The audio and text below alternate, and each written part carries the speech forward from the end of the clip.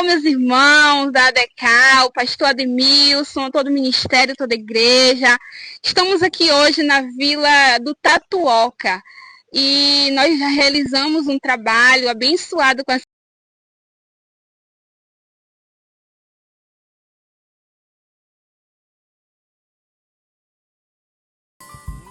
Derrama sobre nós o teu Espírito, como em casa do centurião, e dai-nos o poder da tua palavra, brilhar na escuridão, e dai-nos o poder da tua palavra, fazendo a luz brilhar na escuridão. Derrama sobre nós o teu Espírito e dai-nos hoje muitas conversões. Ó, deixa-nos sentir poder celeste e vivifica os nossos corações. Ó, deixa-nos sentir poder celeste e vivifica os nossos corações. Derrama sobre nós teu Espírito e dá-nos frente à tua proteção. Ora ficamos em amor unidos para obter a prometida unção. Ora ficamos em amor unidos para obter a prometida unção.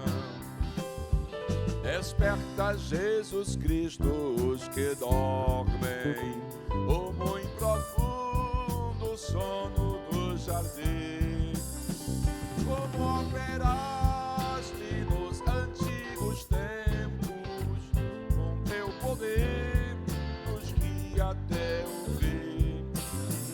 Como operaste nos antigos tempos, com teu poder nos guia até o fim.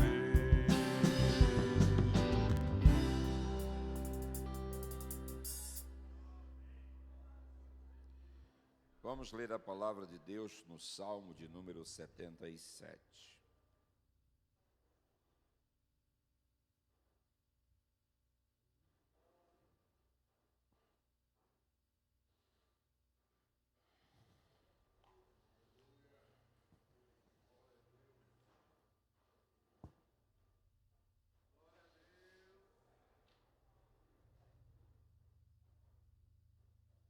Elevo a Deus a minha voz e clamo, elevo a Deus a minha voz para que me atenda. No dia da minha angústia procuro o Senhor, erguem-se as minhas mãos durante a noite e não se cansam, e minha alma recusa consolar-se. Lembro-me de Deus e passo a gemer, medito e me desfalece o espírito. Não me deixes pregar os olhos, tão perturbado estou que nem posso falar. Penso nos dias de outrora e trago à lembrança os anos de passados tempos. De noite indago o meu íntimo e o meu espírito perscruta. Rejeita o Senhor para sempre? Acaso não torna a ser propício? Cessou perpetuamente a sua graça? Caducou a sua promessa para todas as gerações? Esqueceu-se Deus de ser benigno? Ou na sua ira terá ele reprimido as suas misericórdias? Então disse eu, isto é a minha aflição. Mudou-se a destra do Altíssimo. Recordo os feitos do Senhor, pois me lembro das tuas maravilhas da antiguidade. Considero também nas tuas obras todas e cogito os teus ou dos teus prodígios. O teu caminho, ó Deus, é de santidade. Que Deus é tão grande como o nosso Deus. Tu és o Deus que opera as maravilhas e entre os povos tens feito notório o teu poder. Com o teu braço remiste o teu povo, os filhos de Jacó e de José. Viram-te as águas, ó Deus, as águas te viram e temeram, até os abismos se abalaram. Grossas nuvens se desfizeram em água, houve trovões nos espaços. Também as suas setas cruzaram de uma parte para a outra. O ribombar do teu trovão ecoou nas redondezas. Os relâmpagos alumiaram o mundo, a terra se abalou e tremeu. Pelo mar foi o teu caminho, as tuas veredas pelas grandes águas, e não se descobrem os teus vestígios. O teu povo, tu o conduziste como rebanho, pelas mãos de Moisés e de Arão. Amém. Nós vamos orar ao Senhor, agradecidos pela sua palavra lida. Nosso irmão Sérgio, presbítero Sérgio, está pedindo oração pelo seu cunhado Luiz, que está enfermo. Continuemos orando por todos aqueles que estão doentes e que precisam das nossas orações para que o Senhor possa restaurar a saúde. Vamos apresentar também todos aqueles que estarão contribuindo com os seus dízimos e ofertas para a manutenção do trabalho do Senhor. Nós temos hoje a presença dos irmãos ali da congregação da Coplan, e eles vão estar adorando a Deus com um louvor logo após a oração, e enquanto os irmãos louvam a Deus, nós serviremos ao Senhor com as nossas contribuições. Pastor Raul, ora ao Senhor. Amém. Saudamos a todos com a paz do Senhor. Amém. Senhor, nosso Deus, nosso eterno Pai, estamos vivendo já o 5º dia, Senhor, deste ano de 2026. Estamos no primeiro culto de doutrina, de ensino da Tua Palavra. Pai, eu quero Te agradecer pelas ovelhas que entraram por este aprisco nesta noite. Tu conheces a necessidade de cada um dos Teus filhos, Senhor. Ou aquela alma aflita que entrou aqui, que dobrou os joelhos, às vezes desanimado, sem esperança, mas a leitura deste salmo já veio nos trazer, Senhor, ânimo para continuar caminhando. Senhor, fala para nós mais uma vez, Jesus. Oh, alamanto e demanás. Senhor, nós somos dependentes de Ti, Senhor. Estes irmãos vieram aqui nessa noite. Aqui não tem ninguém desocupado, Senhor. Mas nós temos um compromisso com a Tua obra. Pai amado, derrama a Tua glória nessa noite. Faz-nos sentir, Senhor, a Tua presença. A casa é Tua, o povo é Teu, a glória é Tua, a palavra é Tua, tudo aqui é Teu, Senhor. Usa Teu Filho como sempre Tu tens usado.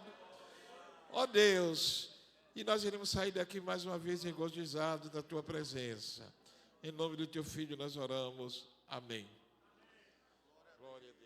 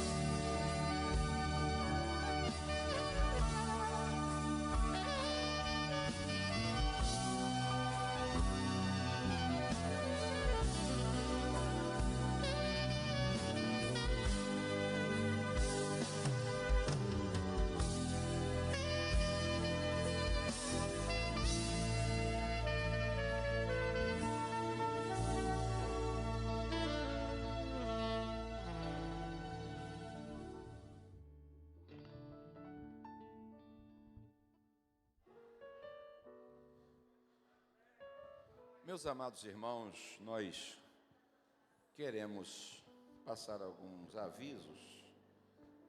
Nessa quarta-feira nós estaremos iniciando aqui uma campanha. Serão 7 semanas, onde nós estaremos intercedendo pelas famílias, pelos enfermos, por todos aqueles que estão precisando de uma resposta de Deus. Então, se você tem necessidade na sua vida espiritual, na sua família, na sua saúde, venha. E os que não precisam, venham orar pelos que precisam, mas venham todos. Eu quero apresentar a equipe das irmãs, nós vamos orar por elas agora. Por favor, toda a equipe de irmãs, eu não estou com a lista dos nomes de todas vocês, mas vocês já sabem quem são as intercessoras que foram já escolhidas, as irmãs que vão estar liderando esse trabalho. Por favor, venham aqui à frente, todas vocês. Pastor, é um batalhão de mulher. É, irmão, é um batalhão de mulher.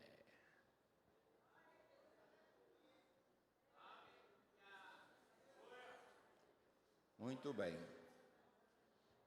Estão aqui essas irmãs e elas estão, a partir dessa quarta-feira aqui, fazendo um trabalho.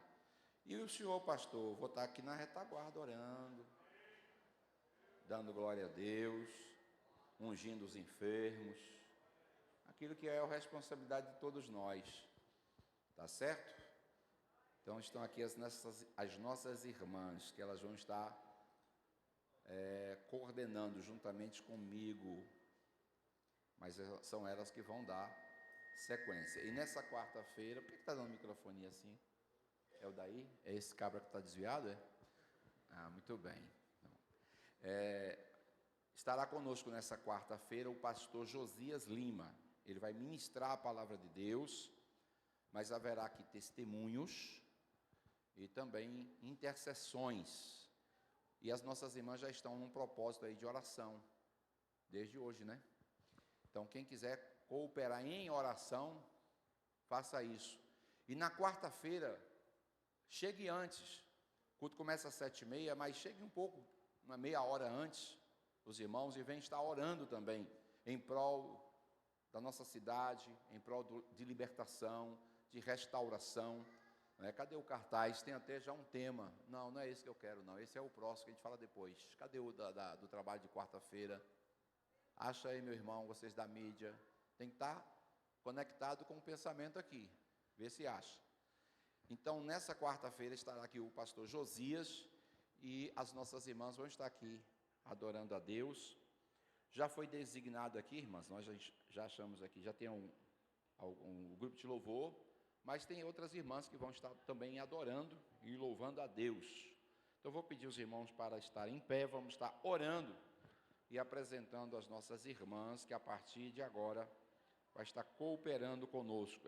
Essas também, muitas delas aqui pregam, então no dia que não tiver um pregador de fora, tem um pregador da casa. E a gente precisa valorizar a prata da casa, porque tem gente que só valoriza o que é de fora. Só que o de fora vem e vai embora. E os de casa é que a gente tem que ter sempre por perto, não é? Então nós vamos estar agradecendo a Deus. Vamos pedir aqui ao pastor Samuel para fazer esta oração, apresentando esta equipe. Glória a Deus. Cumprimento a igreja com a paz do Senhor. Vamos orar. Senhor Deus, Pai, Criador dos céus e da terra, ó Deus bendito, amado, verdadeiro, aqui estamos perante a Tua face, ó Deus, para apresentar as Tuas filhas, as Tuas servas, Senhor, que estão com a incumbência de estar, meu Deus, intercedendo pelas almas, pelas vidas. Ó Deus, usa elas poderosamente. Ó meu Deus, capacita cada uma das Tuas filhas. Nós sabemos que a luta é travada, o mundo espiritual é real, mas o poder que o Senhor tem dado à igreja supera, meu Deus, qualquer dificuldade. Portanto, ó Deus, reveste as tuas filhas. Meu Deus, capacita elas, toma conta da mente, do coração, repreende toda seta, todo dardo inflamado do maligno, tudo aquilo que for contrário, meu Deus, a esta obra, a esta iniciativa, que seja desfeito e que o teu poder, Senhor, seja derramado sobre este campo, sobre esta igreja, sobre todos os trabalhos, que haja cura, que haja libertação e que haja um mover de Deus neste lugar, em nome de Jesus. Amém. Meus irmãos, na última semana, nós falamos aqui das mudanças, mas nós não oramos dando posse. Foi uma oração aqui no final e a gente acabou se passando. Então eu queria convidar aqui os diretores deste ano, que foram já apresentados na semana passada, e vamos agora fazer a oração oficial de posse. Pastor Raul Santos, presbítero Edivaldo, o presbítero Nelson Cassiano, presbítero Ronaldo, pastor Robson Galdino e o presbítero José Amorim. Todos os irmãos, por favor. Seria bom alguém chamar ele. Enquanto alguém pede para ele descer, deixa Cristiano lá, ou mais um outro irmão. É importante que a foto seja registrada aí com todo mundo, né? Eu quero chamar agora os supervisores de área, os superintendentes de setor.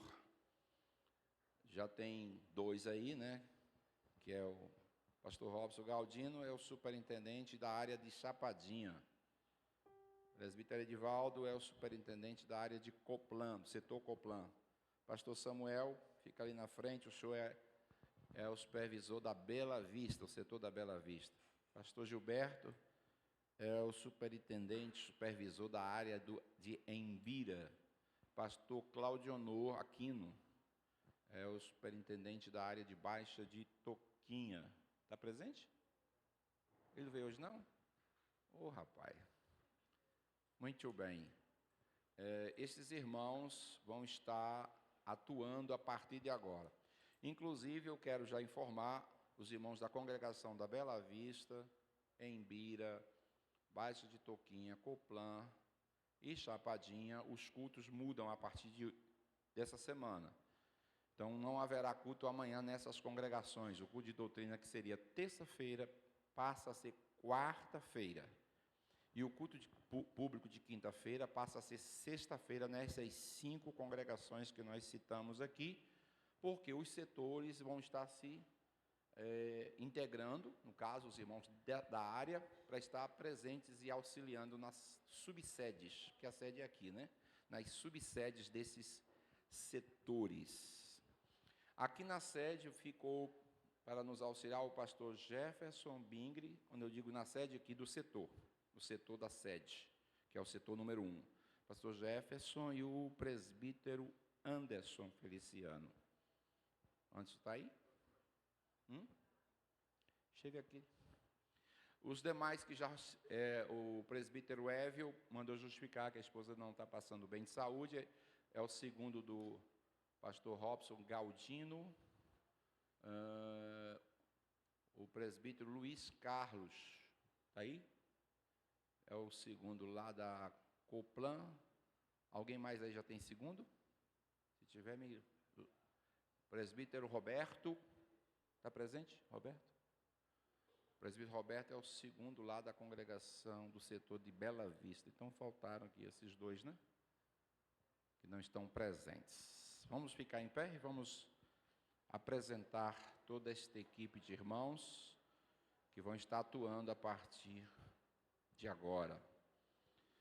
Pastor Leciano, pode ficar aqui também, é o copastor, nosso segundo aqui na sede. Eu esqueci algum nome? Se eu esqueci, me ajuda aí. A gente está ficando velho, não é?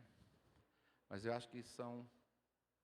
Tem o pastor Carlos Borges, que ficou como secretário adjunto, mas ele está de férias, em viagem. Só deve estar retornando no final do mês. Querido Deus, apresentamos os teus filhos, que vão estar atuando, Senhor, a partir de agora, em suas respectivas funções. Que o Senhor os encha de graça, de sabedoria e capacidade para desempenhar, Senhor, com alegria o teu trabalho. Deus, que eles sejam instrumentos de bênçãos nesta igreja, neste campo, nos setores, que junto conosco possamos somar para o teu reino, Senhor. Nós te louvamos pela disponibilidade, ó Deus, pela vida de cada obreiro, cada líder, cada irmão que está, Senhor, diante de ti, e que eles sejam revestidos de poder do alto, de sabedoria, de capacidade, de habilidade, para junto conosco e os demais obreiros e toda a membresia desta igreja, avançarmos e que neste ano de 2026 possamos conquistar almas, desenvolvimento, crescimento, saúde espiritual, renovação, avivamento, que a mão poderosa do Senhor esteja sobre todos nós, sobre esta igreja, e fazer o nosso caminho prosperar. Nós ministramos a tua bênção e declaramos os teus filhos empossados, em nome do Pai, do Filho, do Espírito Santo. Amém. Que Deus abençoe a todos vocês. Diz que é para esperar. Muito bem. Aqui estou eu. É para ficar no centro?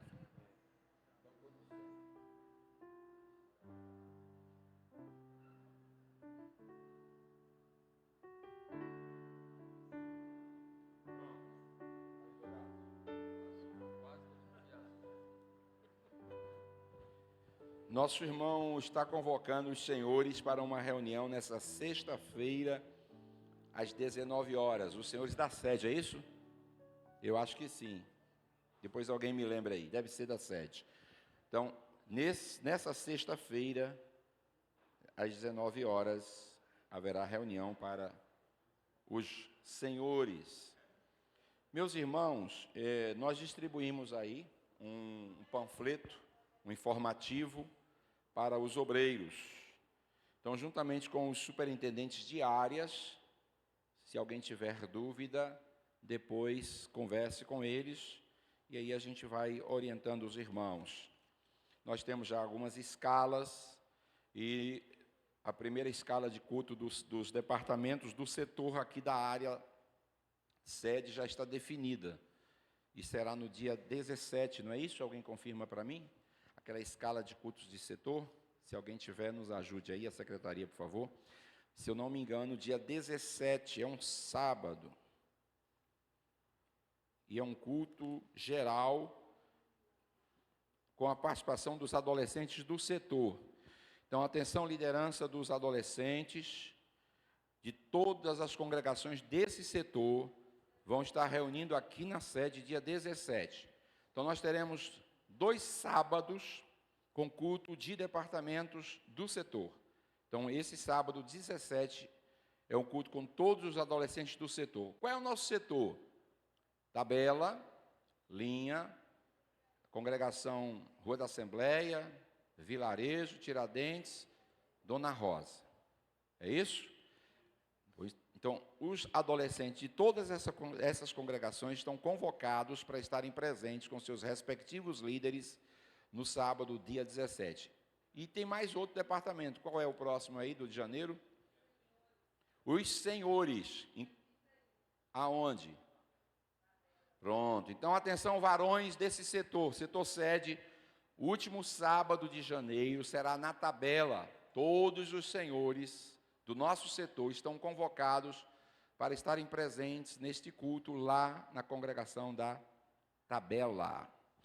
E os outros setores, pastor? Aí os superintendentes de área vão organizar as escalas, e aí, como aqui está ficando no segundo, terceiro e quinto, não sei, domingo? Como é que está aí? É terceiro sábado? Então é terceiro e quinto, porque eu acho que esse mês tem 5 sábados. Então, vocês não vão fazer nos mesmos 2 para não coincidir. Então, faz no segundo e no quarto, e aqui vai ficar sempre primeiro e terceiro, possivelmente. Eu acho que sim. Então, depois os irmãos já olhem as escalas, para que os setores se alternem, né? Uma outra novidade que eu estou querendo falar aqui para os irmãos, todo último sábado do mês, nós vamos ter vigília. em todos os setores. Então, nós estaremos fazendo vigílias em todos os setores, o último sábado, a partir de agora, de janeiro. O que a gente vai estar fazendo é escalando uma congregação do setor para os irmãos se reunir lá, certo? Então, esse mês, dia 31, nós já teremos a nossa vigília do nosso setor aqui. E vai haver essa vigília também nos demais setores, e os superintendentes vão depois definir qual é a congregação que vai estar realizando estas vigílias.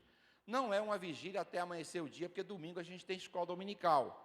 Essas vigílias não podem passar de 1h da manhã, o máximo que pode ir. Quando os irmãos quiserem uma vigília para ir até 4, 5 horas da manhã, pegue a véspera de feriado. Aí pode, porque aí tudo bem. Não sendo véspera de feriado, a gente precisa não fazer um trabalho prejudicando o outro, porque nós temos escola bíblica dominical. Geralmente, eu vou dizer como é que as vigílias funcionam, pelo menos eu realizo assim. Uma vigília tem que ter pelo menos 2 períodos de oração, porque tem gente que faz vigília de pregação. Não me convide para a vigília de pregação, que eu não vou. Outros fazem vigília de louvorzão, também não me convide, que eu não vou. Pastor, isso é chato assim? Mais ainda que vocês vão conhecer. Porque eu entendo que vigília é para orar. Então, se não tem oração, eu fico em casa orando, é melhor. Porque eu entendo que louvor e pregação eu tenho nos cultos sempre. Então, a gente precisa ter períodos de oração. Aí a gente chega em algumas vigílias aí, oração que é bom, não existe. E às vezes, quando tem, o povo sai tudo e vai para as cantinas, vai comer e não sei o quê. Quando você olha, fica 5, 10, 15 crentes orando e o resto passeando pelo tempo. Para mim, isso é perda de tempo. É assim que eu acredito, a não ser que alguém me prove o contrário. Se Jesus gostar desse jeito, aí eu vou fazer aqui uma vigília de louvorzão, grita, grita, pula, pula, banda de rock, banda de funk, banda de reggae, banda de... E vamos botar para quebrar, e aí vamos ver o que Jesus vai dizer, né? E o resultado que isso vai dar. Mas não vai fazer não, porque se um dia que eu fizer isso, pode me internar no hospício, que eu endoidei de vez. É, claro, aí eu já perdi o juízo, não presta nem para viver mais. Mas eu entendo que as coisas de Deus é com seriedade, com responsabilidade, não é? Não sou contra o louvor na vigília, não, e nem sou contra a pregação na vigília. Eu estou dizendo que não pode deixar de ter oração. Se tiver oração com louvor, ótimo. Se tiver oração com ministração da palavra, ótimo. Agora, se ter as outras coisas e não ter oração, sinceramente, eu não vejo muito sentido nisso. Nós temos hoje nos visitando o presbítero Ailton, lá de Cabaceiras, é isso mesmo? Onde está o presbítero, nosso irmão Ailton?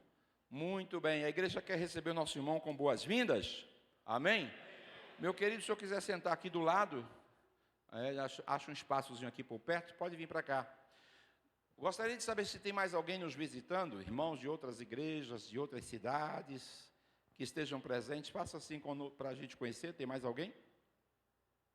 Parece que não, não é? Muito bem. Nós vamos trazer uma palavra esta noite. Lemos a palavra de Deus do Salmo 77, Salmo de Asaf. E esse salmo fala das grandes obras de Deus, das suas misericórdias, das ações, dos seus feitos extraordinários. Mas antes disso, a gente vê um certo desencanto, uma dor de alma, de coração, expressada pelo salmista Asaf. Esse é um salmo que eu dividiria ele em 2 partes, né?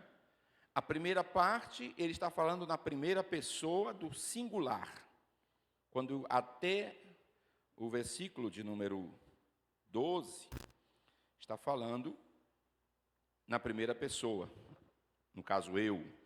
E a partir daqui, do versículo de número 13, ele começa a falar na segunda pessoa do singular.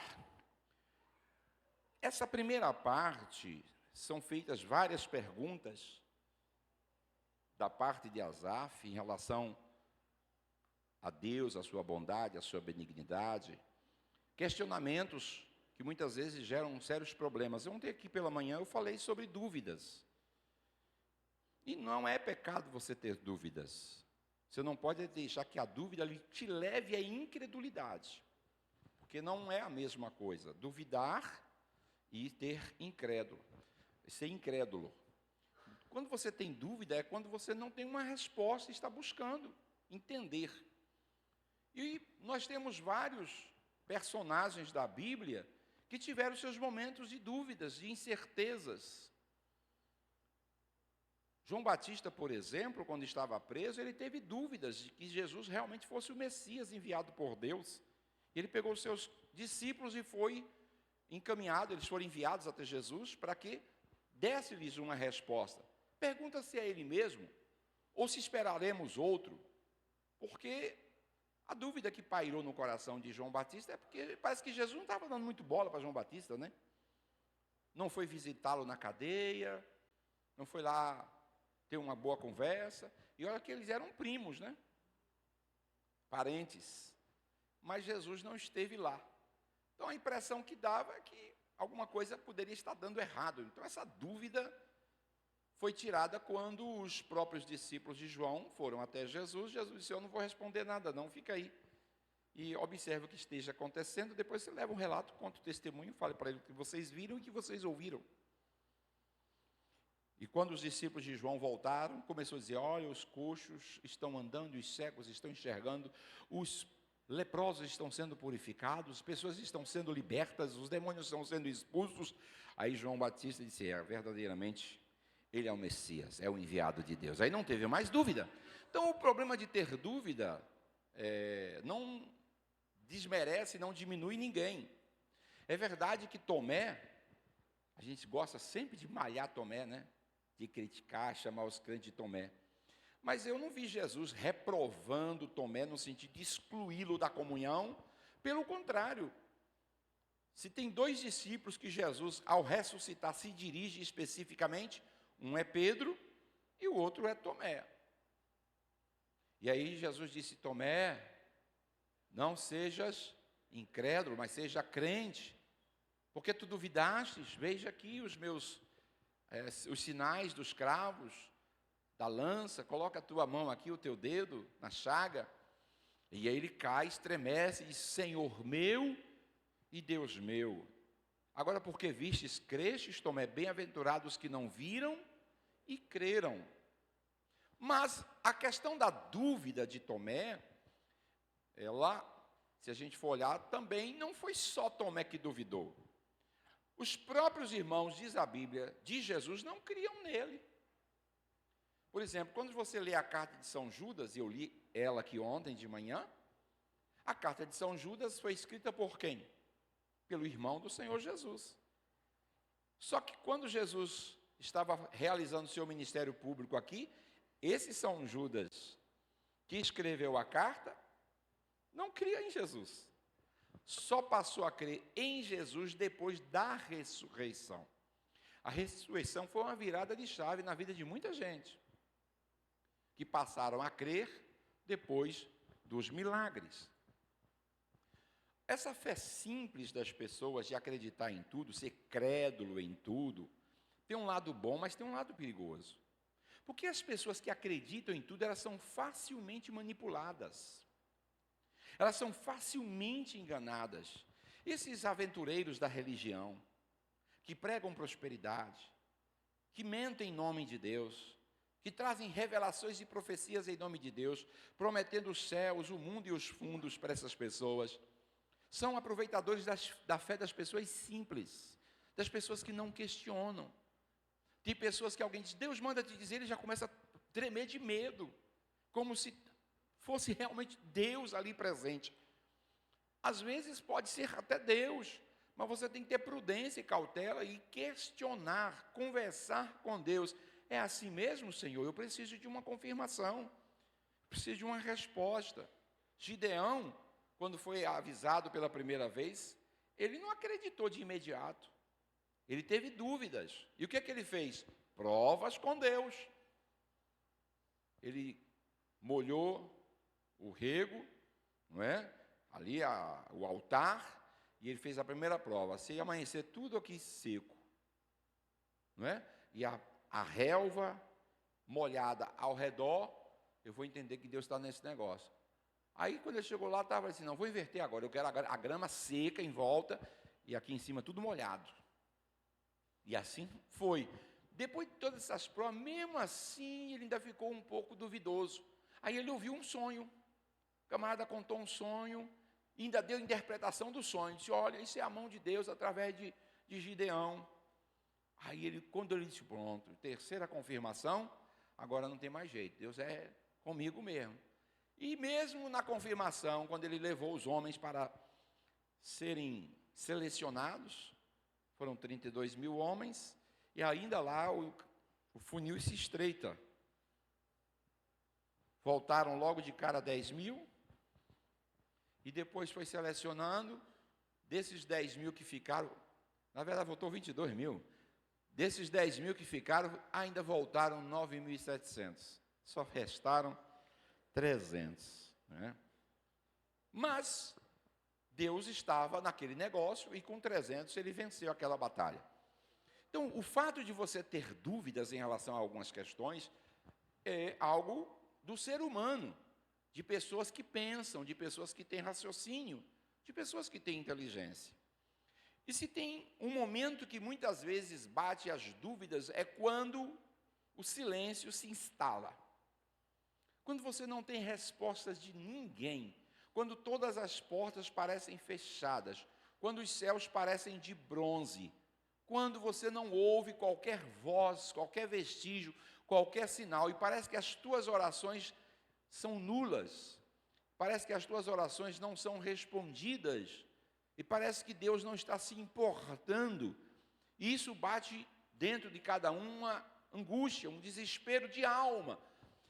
E não foi só Asaf que viveu isso. Se teve uma pessoa que tinha uma série de dúvidas e fez uma série de questionamentos na Bíblia, foi Abacuque.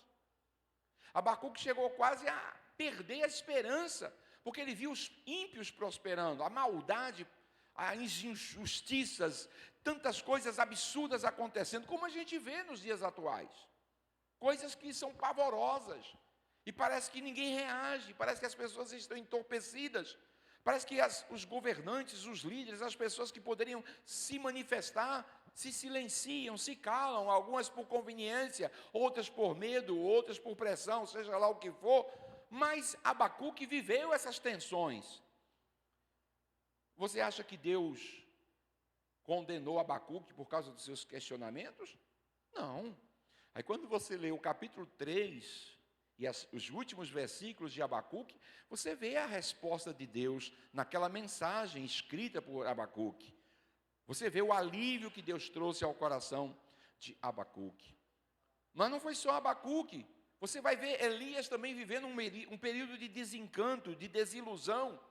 Quando ele estava, a sua cabeça estava a prêmio, que Jezabel queria matá-lo, queria a sua vida a qualquer preço, e ele ficou tão atemorizado com aquela situação que preferiu fugir. Se esconde. Se nós tivéssemos o Elias conosco, nós estaríamos detectando que ele estava com sintomas de depressão. Embora essa palavra não é citada na Bíblia, mas o que nós temos aqui no Salmo 77 são sintomas de depressão. O que nós temos lá nos desabafos de Abacuque é um sintoma de alguém que está oprimido e angustiado. E uma angústia muito profunda, uma tristeza muito profunda, leva as pessoas à depressão. E o que é depressão? É quando as pessoas elas perdem totalmente o brilho da vida, a motivação, a esperança, a fé. As angústias, as tristezas, elas são tão fortes, tão sufocantes, que elas param de se alimentar, param de sorrir, elas param de se socializar, elas se isolam em seu mundo, em sua bolha, e começam a se definhar, perder a alegria, a vitalidade. Não é? Geralmente, quando as pessoas têm uma confiança em Deus, como o Asaf, como Abacuque, elas pegam todas essas angústias, essas tristezas e amarguras e lançam aos pés do Senhor. A própria Bíblia diz que nós devemos lançar os nossos cuidados aos pés do Senhor. Talvez uma das melhores terapias para nós entendermos como é que Deus trata a nossa alma e o nosso espírito é orando com Davi. Aí você diz, pastor, mas como é que eu posso orar com Davi se Davi já morreu? Pode sim, Porque muitos dos salmos de Davi são orações. Então, se eu pego a Bíblia e abro para ler alguns salmos de Davi, e eu faço isso em voz alta, eu estou orando com Davi, porque é o pensamento dele, é a visão dele, é a realidade dele, que muitas vezes pode ser parecida com a minha e com a sua. Então, se alguém já viveu uma experiência, tem muito mais autoridade moral para falar sobre o assunto do que aquele que não viveu. Tem muita gente que gosta de apontar, criticar, condenar alguém que esteja passando. Isso é frescura. Isso é chilique. Isso é falta de vida com Deus. E começa a apontar e acusar, porque nunca viveu as experiências que o salmista viveu. Mas quem já passou por essas experiências tem autoridade para falar sobre o assunto. Então, quando você ora com Asaf, quando você ora com Abacuque, você ora com Davi, as orações, e você as repete, elas causam um efeito terapêutico. Porque a palavra gera cura. Aliás, nós temos no mesmo livro dos Salmos, que o Senhor enviou a sua palavra e os sarou. Então, a palavra, ela é curadora. É por isso que quando estamos na igreja e ouvimos uma palavra da parte de Deus, ela pode trazer cura para a alma. Ela pode trazer cura para o espírito, ela pode mudar a história de alguém, ela pode levantar alguém que está no monturo, ela pode tirar alguém do opróbrio, tirar alguém do cativeiro e trazer liberdade para aquela alma.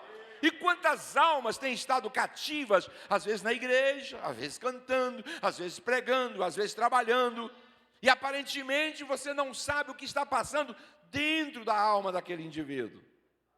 E às vezes elas estão em casas, e a alma chora. Cada pessoa tem uma forma de externar seus sentimentos. Tem gente que externa abatido, tem gente que externa fechado, tem gente que externa rindo demais para disfarçar. Cada um tem uma forma de externar os seus sentimentos. E a gente não pode esperar que todos venham exprimir ou expressar esses sentimentos da mesma maneira. Isso tem muito a ver com a vivência, com o temperamento, com a natureza de cada um. Mas nós precisamos aprender com o salmista algumas lições, e eu vou compartilhar com vocês algumas dentro daquilo que Deus nos permitir falar. Elevo a Deus a minha voz e clamo. Elevo a Deus a minha voz para que me atenda. No dia da minha angústia procuro o Senhor. Erguem-se as minhas mãos durante a noite e não se cansam. A minha alma recusa a consolar-se. Veja o desespero da alma do salmista. A minha alma recusa a consolar-se. Ou seja, as palavras dos seus amigos não eram suficientes. Os terapeutas, se é que existiam naquela época, não era suficiente. Às vezes as pessoas parecem estar muito bem resolvidas, muito bem casadas, com boa saúde física, e de repente entram numa tristeza profunda e alguém te perguntando, por quê? Você está com problema com a família? Não. Você está desempregado? Não. Você está com uma doença incurável? Não. Você tem amigos? Tenho. E por que você está assim?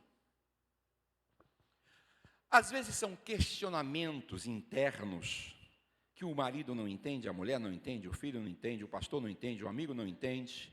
E às vezes a pessoa se recusa a ser consolado. E aqui eu preciso dizer algumas coisas. A pior doença, irmãos, não é um câncer, não é nem uma depressão, nem uma doença, qualquer que seja ela. O pior problema é quando o indivíduo está doente e não quer o tratamento. Porque as pessoas que estão doentes e querem e aceitam o tratamento, elas serão encaminhadas para os profissionais da área, seja da área emocional, seja na área espiritual, seja na área física, sempre vai ter pessoas para dar orientação, aconselhamento, a prescrição médica, o que for necessário, para que aquela pessoa fique bem. Mas quando a pessoa se recusa a ser tratada, se recusa e não se abre, ela se fecha dentro do seu mundo, porque tem gente que se encastela de tal forma e se torna alguém impenetrável, como um grande escudo, uma couraça. E tem pessoas que são difíceis de se abrir. E o que leva uma pessoa a ficar encastelada dentro das suas emoções? Frustrações, decepções, orações não respondidas. Porque se tem uma coisa que é um peso sobre a vida de uma pessoa, é quando Deus se cala. Porque Deus tem 3 formas de responder: sim, não, espere. E eu confesso aos irmãos que eu prefiro que Deus me diga sim ou não, mas o esperar não é fácil. Mas a gente tem uma resposta, que é o Salmo de número 40.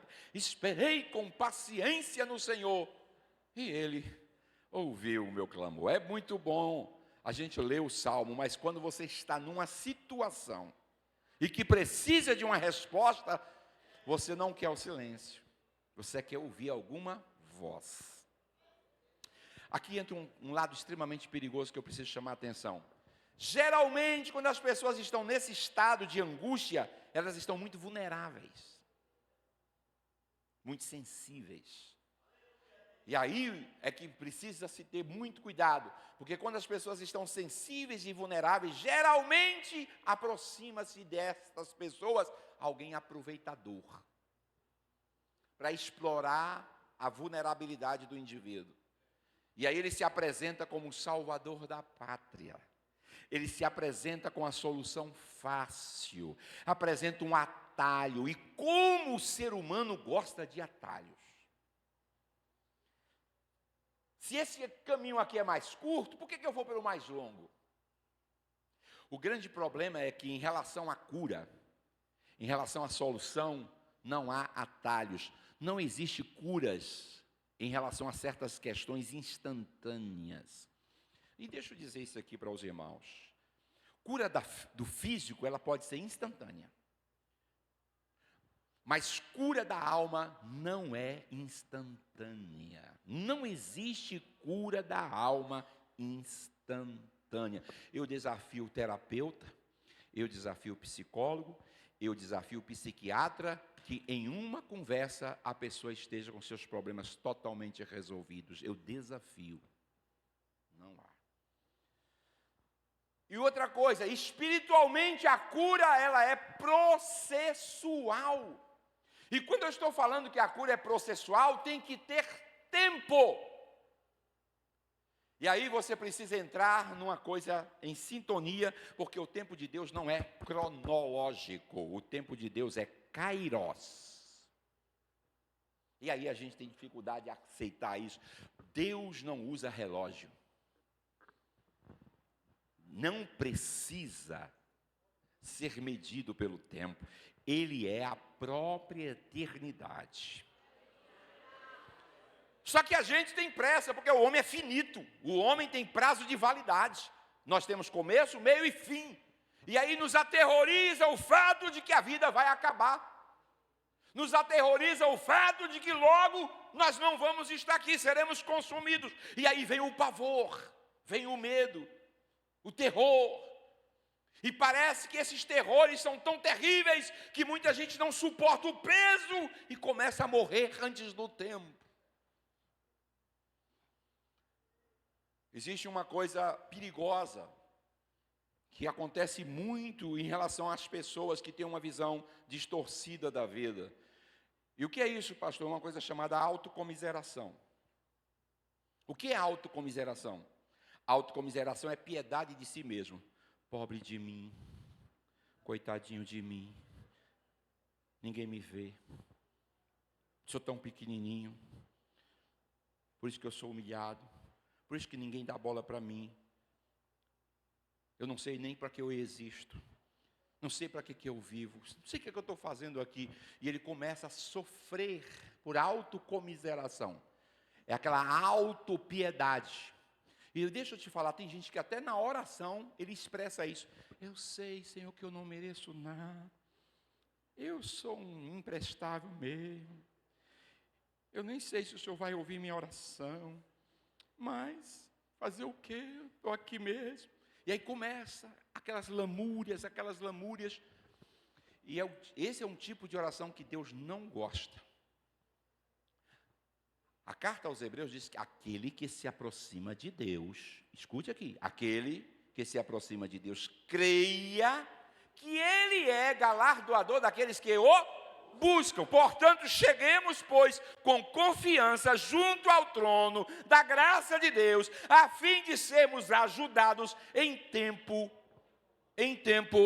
aqui pega. É acerca desse tempo que o negócio pega. Porque não é no tempo meu e nem no seu. É no tempo oportuno. E a oportunidade desse tempo de Deus, às vezes demora.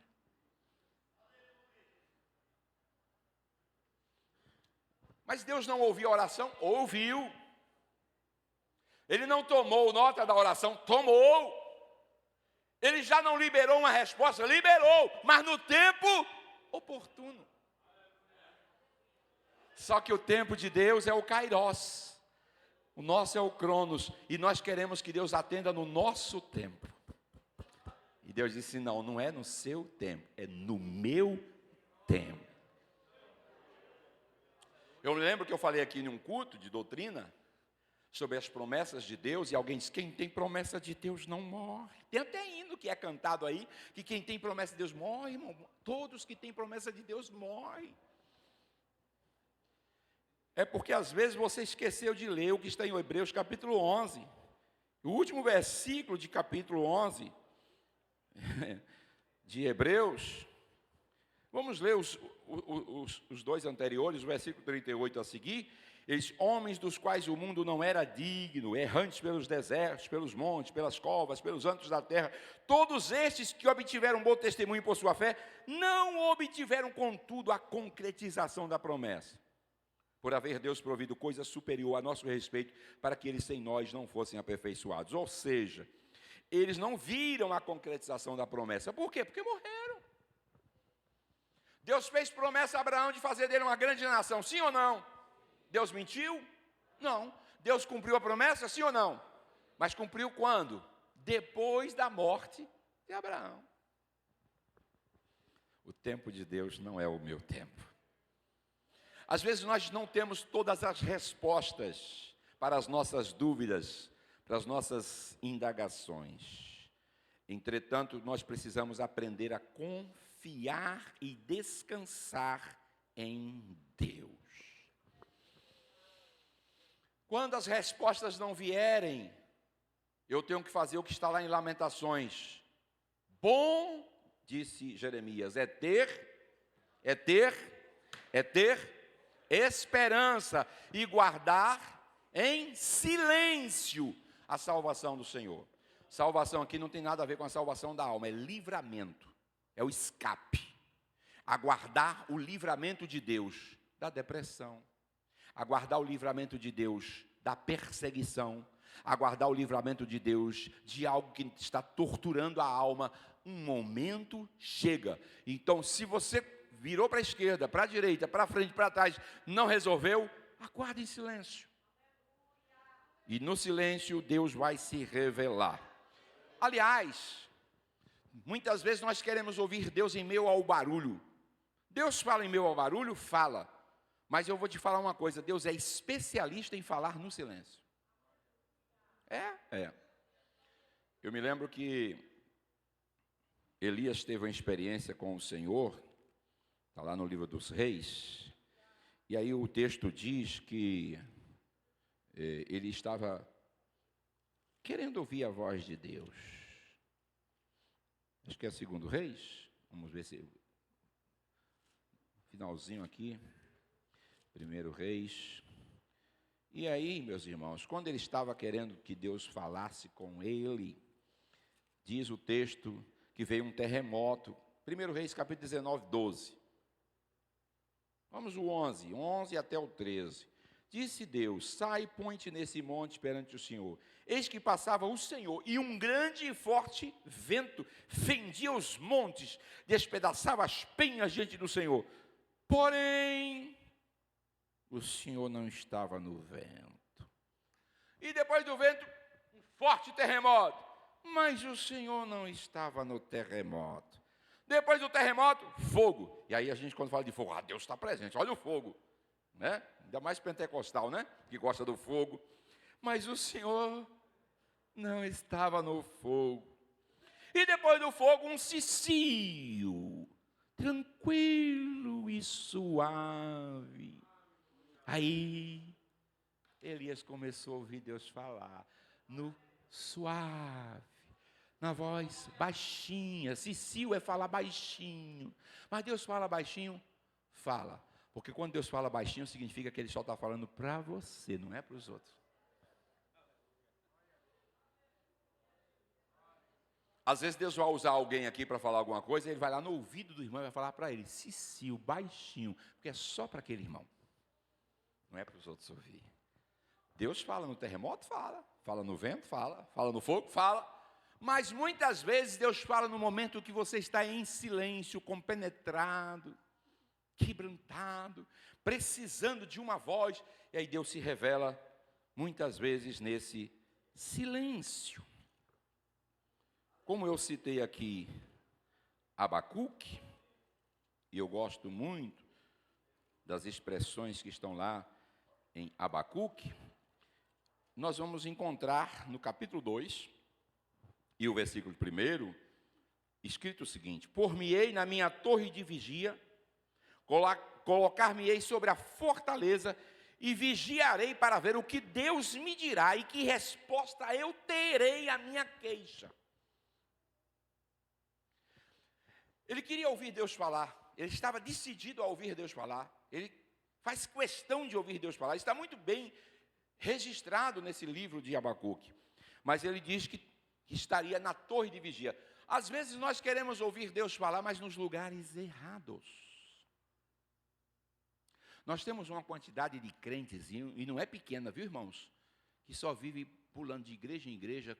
Eu vim aqui buscar uma bênção, eu vim aqui buscar uma resposta. O lugar onde você deve estar para buscar uma resposta de Deus é na torre de vigia. A torre de vigia aqui pode ser na sua casa, no seu quarto. Um ambiente reservado, secreto, onde você estabelece uma conexão, liga o Wi-Fi e fala com Deus. Agora, por que Deus não está falando com muitos crentes hoje? Porque está tudo offline.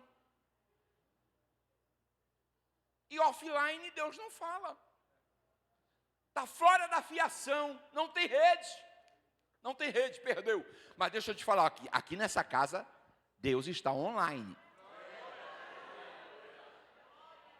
Você está ligado na fiação? Então fique na torre de vigia, preste atenção e faça como Abacuque, coloque sobre essa fortaleza, vigia para ver o que Deus vai te dizer. E quando ele está lá, nesta espera de ouvir Deus falar, o versículo 2 diz: o Senhor me respondeu e disse, escreve a visão, grava sobre tábuas, para que a possa ler até mesmo quem passa correndo. Isso aqui é uma forma metafórica de falar de um outdoor, que você passa nas estradas correndo e está lá o grande cartaz no outdoor, e você consegue ler. Então eles passam e escrevem bem grandes, para mesmo quem passar correndo consiga ler a visão. Porque a visão ainda está para cumprir-se no tempo determinado. O tempo não é o meu, não é de Abacuque, não é de Asaf, não é de Elias, o tempo é de Deus. E se apressa para o fim, não falhará. Se tardar, espera, porque certamente virá e não tardará. Mas vamos voltar para a queixa do salmista, do texto que nós lemos: no dia da minha angústia, procuro o Senhor, erguem-se as minhas mãos durante a noite e não se cansam, a minha alma recusa consolar. Todas as pessoas que estão em profunda angústia e tristeza, o pior momento do dia é a noite. Porque a noite é a hora do silêncio, é a hora do repouso, é a hora do descanso. Mas quem está depressivo, está com doença na alma, é o pior momento. Todo mundo dormindo. E aí a pessoa lá insone, sem sono, parecendo coruja, né? Os olhos arregalados. E aí os pensamentos começam a vaguear. E vai viajando. Só que, observe o que está aqui. O salmista se recusa a dormir, não tem sono, a alma recusa a consolar. E aí ele começa: me lembro de Deus e passo a gemer. medito e me desfalece o espírito. Não me deixas pregar os olhos. Estou sem sono. Tão perturbado estou que não posso falar. Isso aqui é um estado de depressão. As perturbações que vinham sobre a mente do salmista fazia com que ele não conseguisse falar. Está travado, bloqueado. E o que é que bloqueiam as emoções? O que é que bloqueia o estado emocional e espiritual de uma pessoa? Ele está falando aqui que não fala, ele apenas geme. Gemido é um estado emocional de alguém que não tem mais o que dizer. Se esgotaram as palavras do seu vocabulário e agora ele se exprime através de gemidos. Se você nunca viveu isso, não queira nem deseje isso. Porque não é uma cura instantânea e imediata. Todas as pessoas que passam por processos semelhantes a esse, leva-se um tempo para curar. Eu vou citar aqui o caso, vou voltar ao caso de Elias. O Senhor aparece, manda um anjo e diz: come. E esta comida vai te servir para caminhar 40 dias e 40.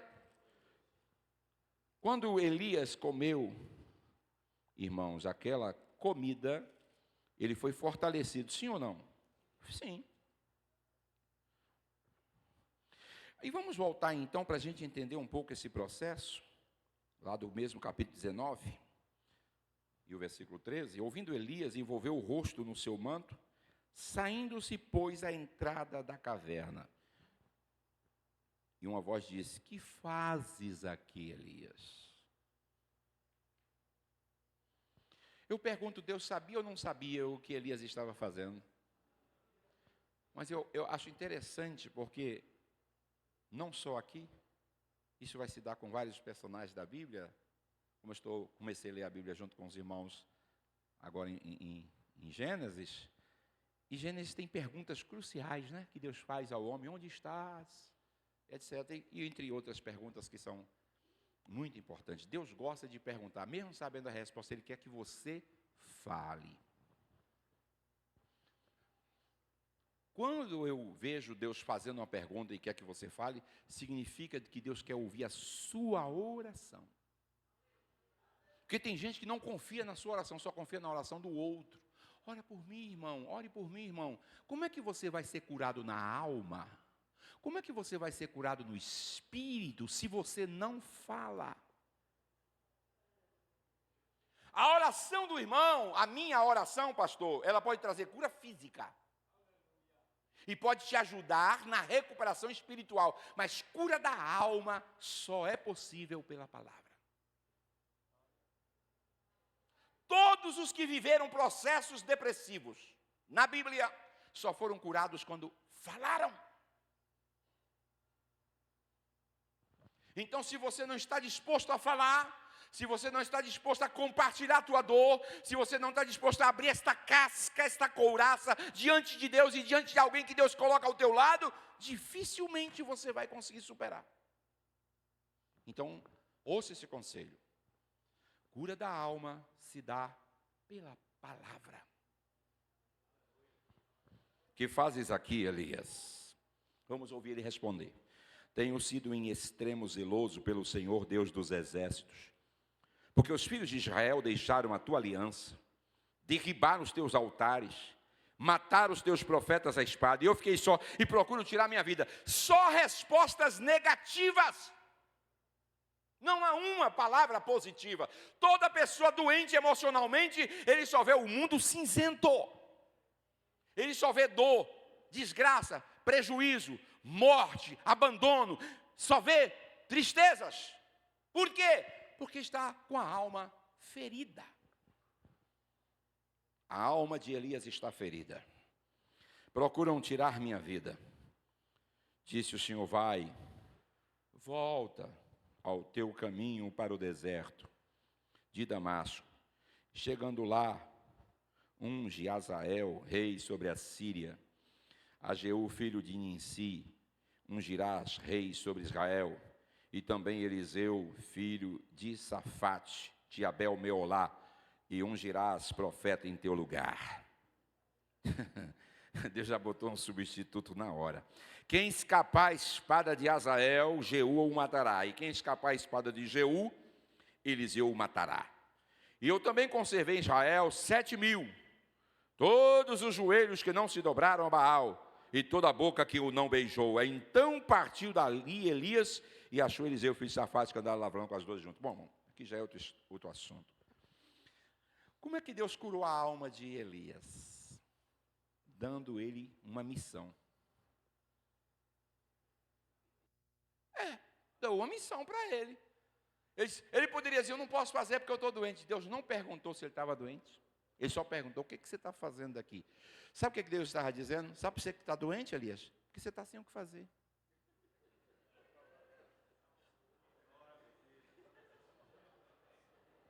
Se você tivesse ocupado fazendo, você não ficava doente. Aqui na caverna você não tem TV, não tem internet, você não tem amigos, você não tem visita, você não tem parente, você não tem ninguém, por isso que tua mente está perturbada, moço. Escute aqui agora para a igreja. Se você fica no teu quarto devaneando, na internet, na televisão, não sei o que, devaneando, divagando o tempo todo, você não vai estar sem o que fazer e vai ficar mais doente ainda. O que eu tenho que fazer, pastor? Sai da caverna, sai da bolha, sai do quarto, sai de casa, sai do problema, sai dos lugares negativos, sai dos ambientes ruins e vem para fora dessa caverna.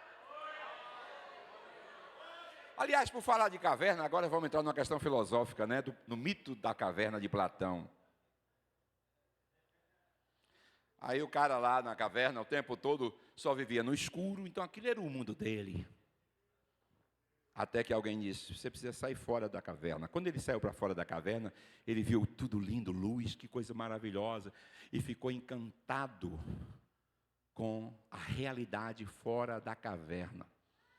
Eu não vou entrar em muitos detalhes, até porque quem quiser ler o mito da caverna de Platão. Mas para trazer para a realidade, tem muita gente que acha que o mundo é aquele preto, sombrio, escuro, de desgraça, porque ele nunca sai de dentro da caverna. E Deus está dizendo, sai para fora. Eu vou te mostrar do lado de fora. Então, existem coisas que Deus é muito exigente. Por exemplo, teve um outro também que se inferiorizava e estava com estado de autocomiseração. Quem foi, pastor? O profeta Ezequiel. Sou uma criança, não sei falar, quem sou eu? Estado de autocomiseração, irmão, de autopiedade. Ezequiel estava vivendo um estado de autopiedade.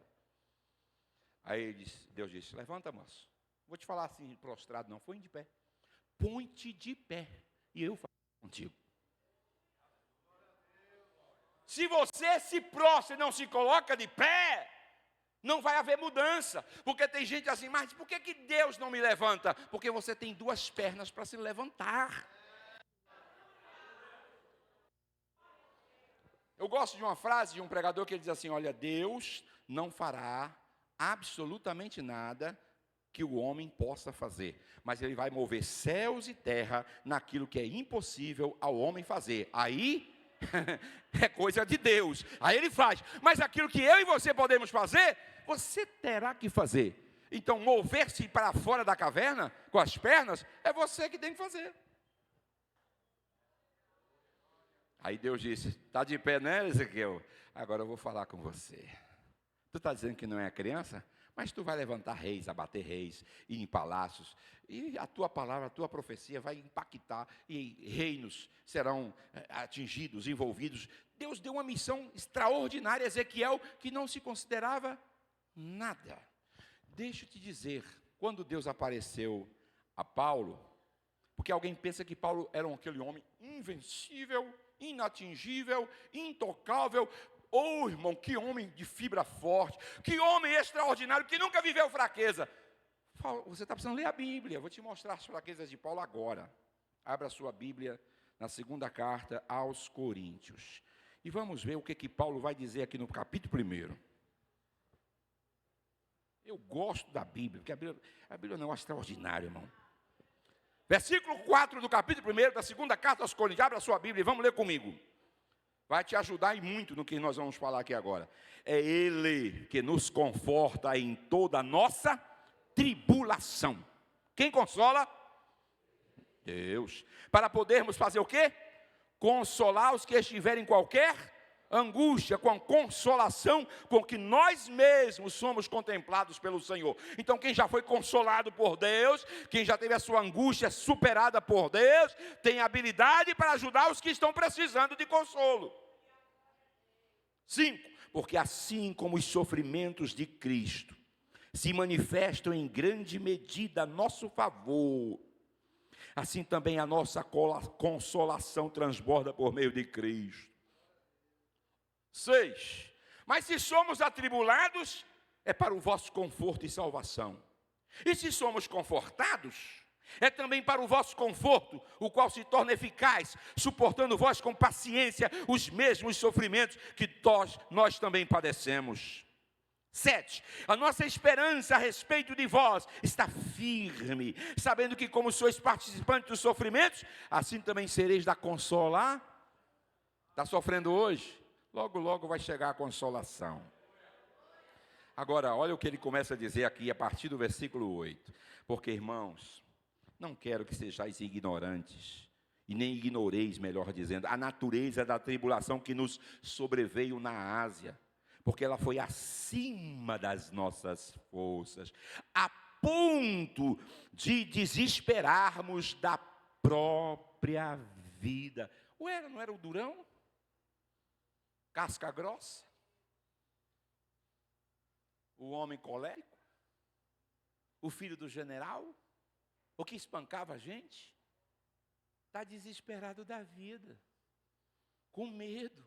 As tribulações foram tão fortes que ele diz a ponto de desesperarmos da própria vida. Versículo 9. Contudo, já em nós mesmos tivemos a sentença de morte, para que não confiemos em nós, e sim no Deus que ressuscita os mortos, o qual nos livrou e livrará de tão grande morte em quem temos esperado e que ainda continuará a livrar-nos. Seria catastrófico se Paulo não tivesse superado, né? Mas ele conta a sua luta, mas conta a sua vitória. Porque tem gente que só conta a luta e não conta a parte melhor, que é a vitória. Ele conta o que passou, mas diz que superou, e que tudo isso serviu para consolar os outros, para confortar os outros, para trazer alento aos outros. E aí diz, mesmo que já em nós tínhamos a sentença de morte, para que nós não confiemos em nós mesmos, e sim no Deus que ressuscita os mortos, e nos livrará de tão grande morte, em quem temos esperado, e que ainda continuará a livrar-nos. Isso é tão verdade na vida de Paulo, que lá na frente, na segunda carta a Timóteo, capítulo de número 4, versículo de número 6, eles, quanto a mim, meus irmãos, já estou sendo oferecido por libação, e o tempo da minha partida é chegado. E aí ele vai encerrar dizendo, olha só a palavra de quem superou a angústia, de quem superou a dor, de quem superou o sofrimento, e vai dizer assim, combati o bom combate, completei a carreira, guardei a fé. Já agora a coroa da justiça me está guardada, a qual o Senhor reto juiz me dará naquele dia, e não somente a mim, mas também a todos quanto amarem a sua vinda. Glória ao nome de Jesus. É admirável, irmãos, quando eu penso no que Paulo diz. Olha o que ele diz em Romanos capítulo 5 e o versículo 3. Não somente isto, mas também nos gloriamos nas próprias, porque a tribulação produz perseverança, e a perseverança, experiência, e a experiência, esperança.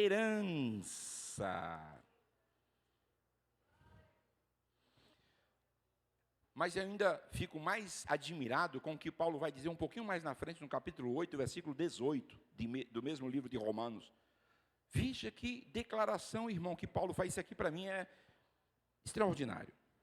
Porque para mim tenho por certo que as aflições deste tempo presente não podem ser comparados com a glória que em nós se revelará.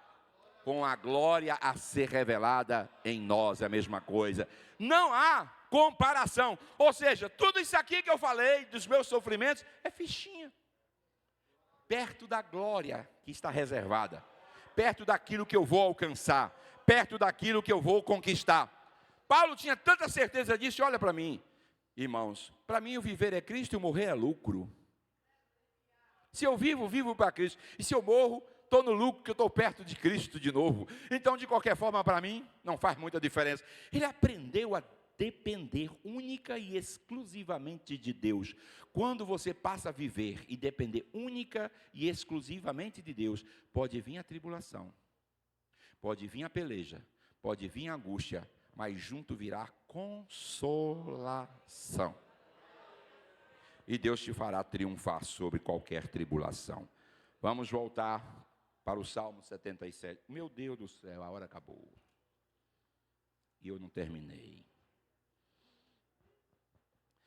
Lembro-me de Deus e passo a gemer. Medito e me desfalece o espírito.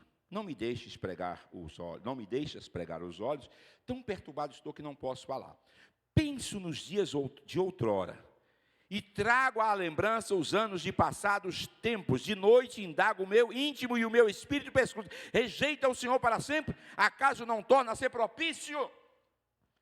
O que o salmista está dizendo? No passado, eu tenho conhecimento que o Senhor fez isso, e ele vai relatar.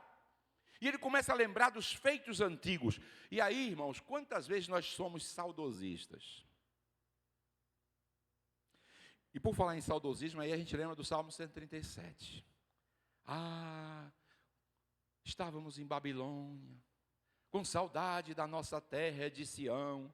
E os nossos inimigos diziam para nós, canta-nos um cântico de Sião. E nós dizíamos, como nós entoaremos o cântico de Sião em terra estranha. Penduramos as nossas harpas no salgueiro. Recusamos a ser consolados. Recusamos a cantar louvores. Que quando as pessoas estão depressivas, elas não se alegram. E você sabia que existem, inclusive, músicas que são melancólicas? Que são específicas para as pessoas que estão em estado de angústia, de tristeza, de amargura e de depressão? Existem músicas que são para agitar a parte do cérebro e nos levar à euforia. Tem música que é para levar para a euforia. Tem música que é só para requebrar mesmo o esqueleto. Mas tem músicas que é de contemplação, de meditação. Não é? Às vezes, quando você quer estudar, tem músicas que são aquela coisa bem New Age. Bem New Age, nova era. Para poder relaxar a mente e aprender melhor e absorver melhor. Às vezes bota um fundo musical bem suave para fazer uma oração de meditação, né? Nada de errado. Porém, quando a pessoa está em um estado depressivo, ela se recusa a cantar. E se a gente pensar que o povo de Israel é um povo festeiro, um povo alegre, um povo musical, um povo que gosta de celebrar, festa o ano inteiro, é um povo muito bem-humorado, e de repente eles estão num cativeiro, numa depressão, numa fossa profunda de alma, de espírito, triste, amargurado, debaixo de opressão, de perseguição, e aí os inimigos cantam, porque sabia que eles eram cantores. Porque a música, irmãos, escute aqui, a música ela é libertadora, a música é inspiradora, a música é consoladora, a música é terapêutica, a música nos eleva o espírito e a alma, a música nos faz viajar e nos encanta, a música ela tem um poder de trazer saúde ao coração das pessoas que estão aflitas. Perceba que, vai entrar aqui num lado não muito agradável, mas geralmente não tem umas músicas de brega, que o pessoal diz que é música para a chamada sofrência, e que os caras quando estão lá meio amargurados, tomando umas e outras, entornando os copos, né, porque a mulher deixou, aí eles ficam ouvindo aquelas de sofrência. Chora que é uma beleza, né? E entorna um copo atrás do outro. Aí diz que é para afogar as mágoas. Aí diz que quem canta seus males espanta. Pois bem, mas vamos deixar essa parte ruim aí. Mas a música que é boa, é de qualidade, a música sacra, a música que tem letra, que tem unção, que tem inspiração, ela faz bem para a alma. Quando você canta com o coração, não apenas com a boca, quando você canta com o entendimento, quando você canta com o sentimento, o seu coração se alegra. E à medida que você vai cantando com o coração alegre, as tensões vão sendo aliviadas. Aquelas cargas negativas vão se afastando. Prova isso, pastor? Provo. Tinha um homem que era perturbado de espírito. Vivia atribulado na alma. E aí alguém disse, olha, meu querido rei, se o senhor quer ficar bem do coração, mande um músico colocar umas canções para o senhor vai ficar bem. Ele disse, mas tem alguém aí no reino? Tem um jovenzinho aí, ele é sisudo, de boa aparência, e toca bem. Né? Tem muito pregador que gosta de pregar aqui, né? Falar do mancebo. E aí, então traga ele. Chega Davi e começa a dedilhar a sua harpa e seu instrumento. E diz o texto que à medida que Davi tocava o seu instrumento, o espírito mau se afastava de Saul. E ele sentia paz. Tem um hino da harpa cristã que diz, canta na tribulação, Jesus, Jesus. Como é que é o resto? É que hino mesmo esse hino? É 110, pastor? Opa, 110 está dizendo aqui o pastor Raul. Então vamos abrir aqui, que a letra é bonita desse hino. Olha aí, clama na tribulação, Jesus, Jesus. De todo o teu coração, Jesus, Jesus. Por certo te socorrerá, Jesus, Jesus. E gozo e paz te dará, Jesus, Jesus. Então, quando estiver triste, clama a Ele. E canta um hino de louvor e de adoração, e a tua angústia, a tua tristeza vai embora, e você receberá consolação para o teu coração. Mas o saudosismo não é uma coisa só nossa. O salmista aqui é saudosista, está com saudade dos tempos em que Deus parecia que operava mais. Quantos irmãos idosos, pastor, no meu tempo a igreja era tão boa, era uma bênção. Era isso, era aquilo, e a gente só fica igual o salmista, vivendo o passado. Por melhor que tenha sido o passado, escute isso aqui, para todos nós saudosistas, eu também tenho saudade de muita coisa boa, mas para todos nós, estou falando para mim mesmo, o passado não volta.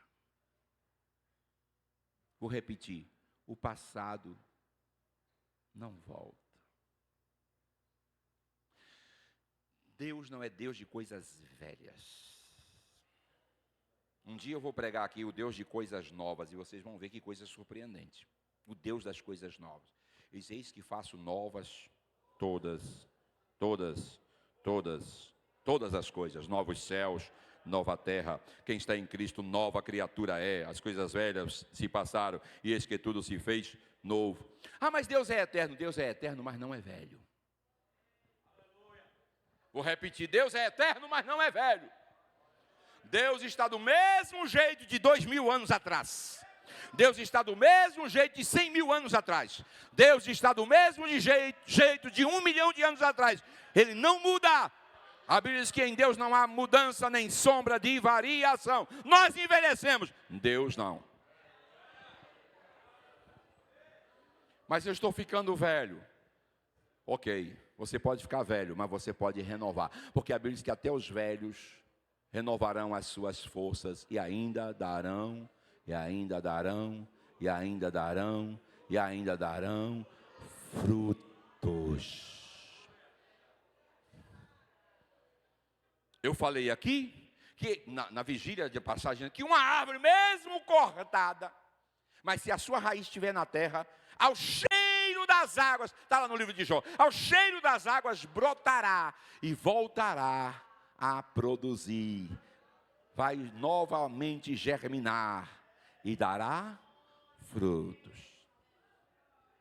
Eu concluo dizendo, não viva do passado. Deus pode fazer o teu presente excepcional. Deus pode fazer este momento maravilhoso. Deus pode fazer esse momento extraordinário. O que é que eu tenho que fazer? Me apropriar das promessas de Deus. É claro que quando eu lembro dos feitos de Deus, me edifica.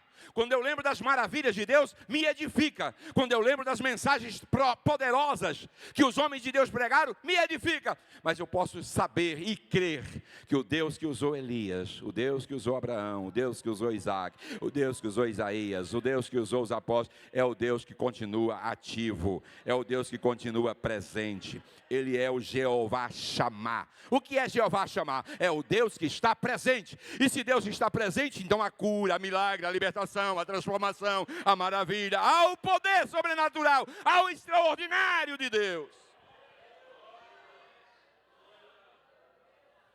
Vou concluir dizendo, aí Deus disse para Elias, sai para fora, moço. Eu tenho uma missão para você, você está muito parado. Eu acho interessante, deixa eu concluir, porque esse eu não posso sair, porque vou parar nesse versículo aqui, mas essa conclusão de Elias, que eu não terminei, essa me permita 2 minutinhos aqui para a gente concluir. Aí Deus disse, sai para fora, Elias, tem uma missão para você. Volta ao teu caminho para o deserto de Damasco, e lá unge Hazael. Ungirás reis sobre Israel. Também Eliseu, filho de Safate, ungirás profeta em teu lugar. Por último, Deus diz, depois da missão dada, aí agora Deus vai responder, Elias. Só depois da missão dada ele vai responder. É como Deus fizesse assim, você está pensando que está sozinho? Que todos os profetas morreram? Está enganado. Eu ainda tenho 7.000 joelhos que não se dobraram perante Baal. E toda boca que o não beijou. Não é só você. Você está enganado. Às vezes, geralmente, presta atenção nisso aqui para encerrar. Geralmente a pessoa que está doente de alma, ele acha que só ele está passando por um problema, e mais ninguém. Você não é exclusivo. Você não é o único. Se você está sofrendo, existem milhões de pessoas sofrendo tanto quanto ou até mais do que você. Na sua cabeça. E se você acha que Deus não está te respondendo, é porque às vezes você não entendeu a linguagem de Deus. Deus nessa noite, escute isso aqui, Deus nessa noite está trazendo respostas para alguém aqui. Porque Deus fala de diversos modos. Deus fala no sonho, na revelação, na profecia, na palavra, no louvor. Deus usa quem Ele quer, quando Ele quer, como Ele quer, na hora que Ele quer. O que eu preciso estar é atento para ouvir a sua voz. Portanto, para Deus sarar a minha alma, e para sarar a alma de Elias, ele teve que se mover. Quando nós não nos movemos, paramos tudo. E quando você para o corpo, quando você para as ações, a mente começa a trabalhar ao contrário. Efeito reverso. E Deus não quer efeito reverso. Deus quer que você avance. Mas Senhor, geralmente as pessoas sempre colocam dificuldade, né? E Jesus chega para o paralítico, quer explicação?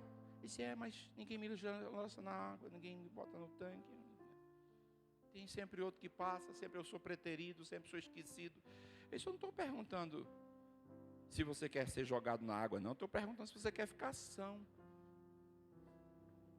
O que Deus está dizendo aqui através de todas essas lições? Tu quer ficar são? Tu quer ter uma alma sarada? Quer ter um coração sarado? Quer ter um espírito sarado? Se movimente. Se movimente. Levanta-te. Põe-te de pé, sai de dentro da caverna, levanta desta cama, levanta deste leito, levanta deste estado de prostração, porque eu tenho algo para você fazer. Quando você se ocupa nas coisas de Deus, quando você se ocupa na oração, quando você se ocupa na palavra, quando você se ocupa no trabalho, quando você se ocupa na família, quando você se ocupa na boa leitura, quando você se ocupa naquilo que edifica, tua alma recebe cura. Então prepare-se esta noite para sair daqui dizendo: Deus, eu vou me movimentar. Eu vou sair desse estado, eu vou me levantar desta cama, eu vou levantar-me deste lugar, eu vou sair desta caverna, e eu vou ouvir a tua voz, eu vou me colocar na torre de vigia, e vou esperar o que o Senhor tem para dizer à minha alma, e Ele vai te dizer. E a resposta de Deus, ela é extraordinária. Fiquemos em pé.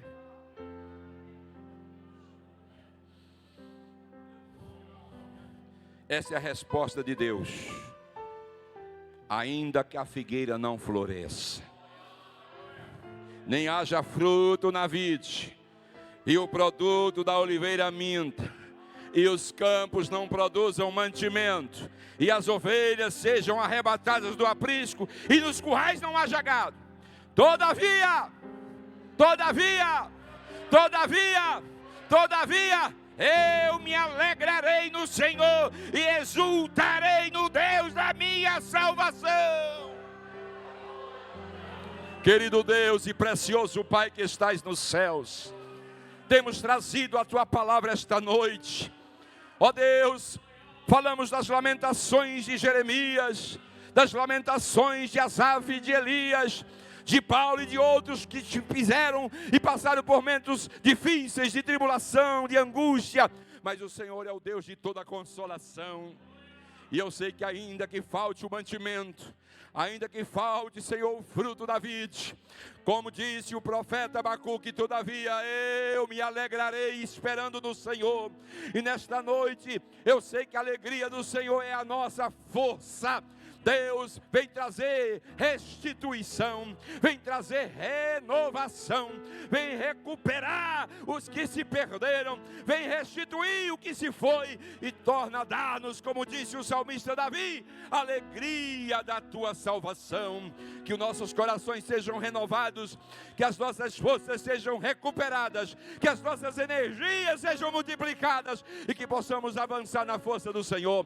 Tira a tristeza da alma, tira a angústia do coração, tira o pesar, tira o pensamento negativo e ajuda a nos mover, a sairmos da caverna, a sairmos desse estado de prostração, a nos movermos para frente, a levantar as nossas cabeças e olharmos para cima, porque de lá virá o socorro. O meu socorro, disse o salmista, vem do Senhor, que fez os céus e a terra. Que esta noite haja livramento, que esta noite haja cura, que esta noite haja restauração, que esta noite o nome do Senhor seja honrado e que os teus filhos tenham saúde, que os teus filhos sejam sarados, que os teus filhos sejam curados, para a glória do Pai, para a glória do Filho e para a glória do Espírito Santo.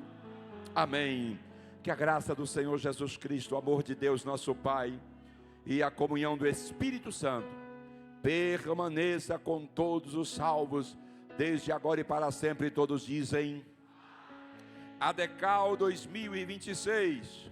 Somos a nação santa, povo adquirido, igreja unida na comunhão, no partir do pão e nas orações, até o arrebatamento. Deus abençoe a todos. Obrigado, irmãos.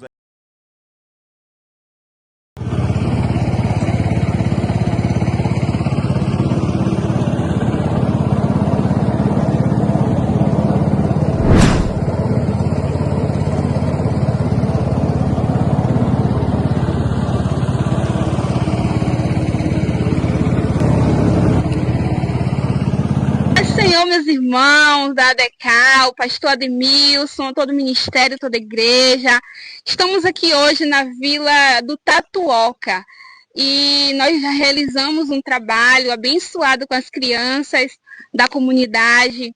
Hoje à noite teremos um culto à noite, passaremos o dia todo aqui na comunidade. E eu tenho aqui alguns jovens, né, que eles querem falar um pouquinho para vocês. Jesus, meus amados irmãos da ADECAL.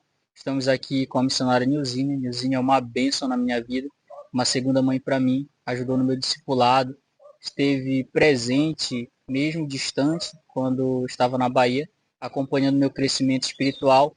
Sou grato pela entrega. Pai, Senhor, meus irmãos, estamos aqui no Tatuoca, na vila do Tatuoca, fazendo missões, fazendo o ID do Senhor Jesus Cristo, mas essa história não começou aqui.